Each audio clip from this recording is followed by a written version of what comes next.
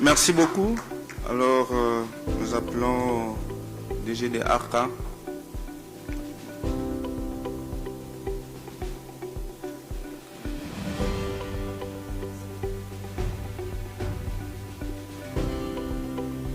Merci. Bonjour à tous. Voilà, je voudrais qu'on passe une vidéo de 50 secondes.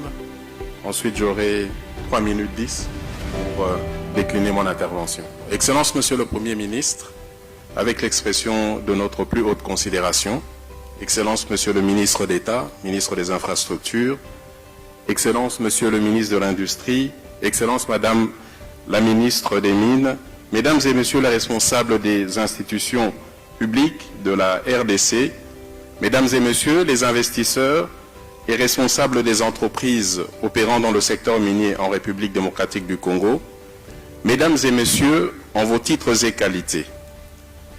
Il était prévu de vous passer une vidéo, peut-être que nous la verrons, qui nous rappelait l'intervention de son Excellence Monsieur le Président de la République, chef de l'État, son Excellence Félix-Antoine Tshisekedi Tshilombo, lors de son intervention ici à Indaba, l'année dernière, lors de l'édition 2023.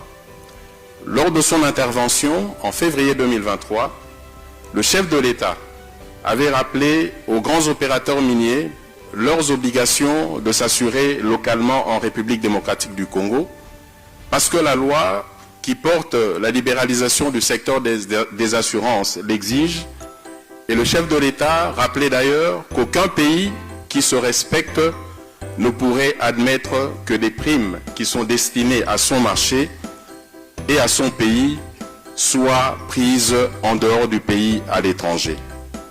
Cela en fait démontrait toute l'importance et le caractère stratégique du secteur des assurances, parce que porté au plus haut niveau du pays et que l'apport tant attendu de ce secteur devrait permettre le financement des priorités du chef de l'État dont le mandat a été renouvelé pour 5 ans au cours de l'année 2024. Que des entreprises installées sur son sol souscrivent à une assurance dans un autre pays.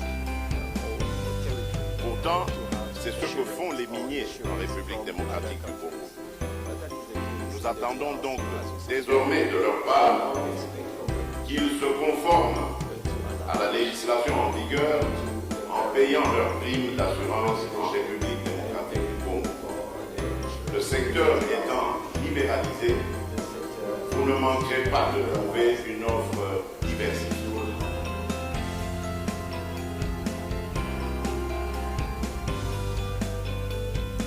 Merci. Et donc à la suite de cette intervention du chef de l'État, son Excellence Monsieur le Premier ministre l'a si bien répété également cette année que la RDC poursuit courageusement l'implantation et le développement de la chaîne des valeurs des substances minérales. Cela démontre au plus haut niveau l'importance que le secteur des mines représente pour notre pays et pour le développement de notre pays.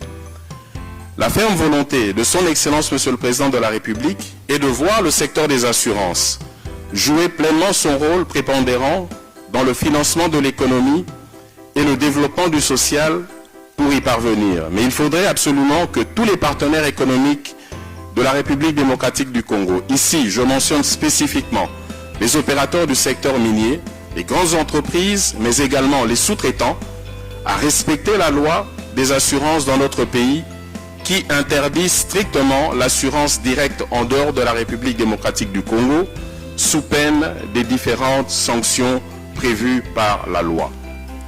Néanmoins, nous faisons un constat. Nos statistiques sur l'évolution du chiffre d'affaires consolidé du marché des assurances en République démocratique du Congo, depuis son ouverture effective en 2019 jusqu'à aujourd'hui, démontrent qu'il y a une nette progression du marché qui est passé d'un niveau de 80 millions de dollars en 2019 pour atteindre 300 millions de dollars en près de 300 millions de dollars en 2022 et dépasse la barre des 300 millions de dollars en 2023. Néanmoins, le marché réel estimé à aujourd'hui est un marché qui est estimé à plus d'1 milliard de dollars. Cela voudrait dire que le manque à gagner par le fait que les assurances qui continuent encore à être prises à l'étranger font manquer à notre économie plus de 1 milliard de dollars qui devraient servir au financement de l'économie, mais également plus de 160 millions de dollars de recettes fiscales qui devraient aller au trésor public. Ainsi, l'ARCA, qui a déjà entrepris des actions depuis 2019 de sensibilisation, qui a commencé les contrôles en 2021, qui les a poursuivis en 2024, renforcera et intensifiera ces contrôles sur l'année 2024, notamment concernant la lutte contre l'évasion des primes avec des missions à l'international, mais également les assurances obligatoires qui seront également contrôlées de manière digitale. Donc je voudrais conclure mon propos simplement en disant que le secteur des assurances en République démocratique du Congo aujourd'hui a une capacité locale fiable avec plus de 10 opérateurs d'assurance présents sur le marché, qui opèrent sur le marché, dont certaines feront des présentations ce matin. Mais également, nous voulons engager les opérateurs miniers à respecter la loi des assurances. Ainsi, vous serez effectivement, selon un terme que je vois régulièrement citer les miniers, ESG dans le secteur des assurances.